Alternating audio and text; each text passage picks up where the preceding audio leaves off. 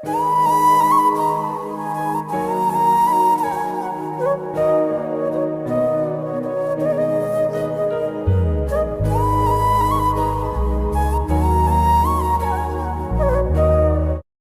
कहते हैं आप मुख्यमंत्री बनो, ये हमारा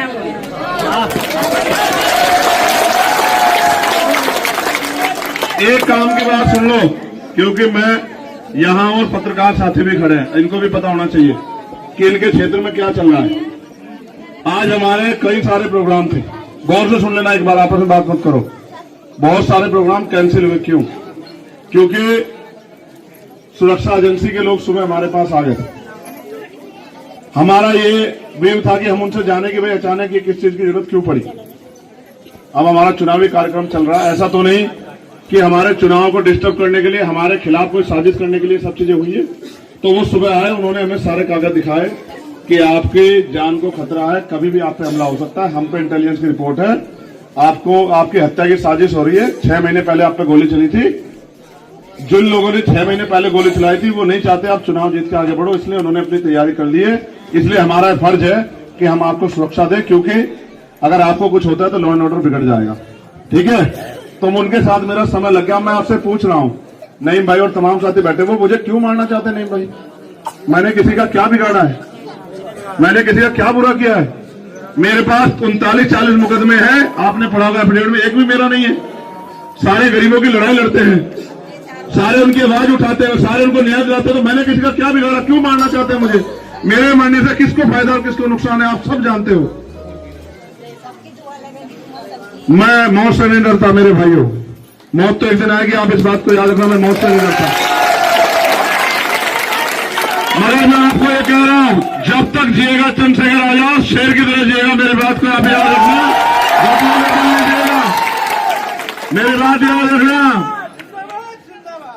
वो अलग बात है कि अभी सियासी रूप से कमजोर हूं, लेकिन ये मत समझना कि कमजोर, बिल्कुल मत समझना।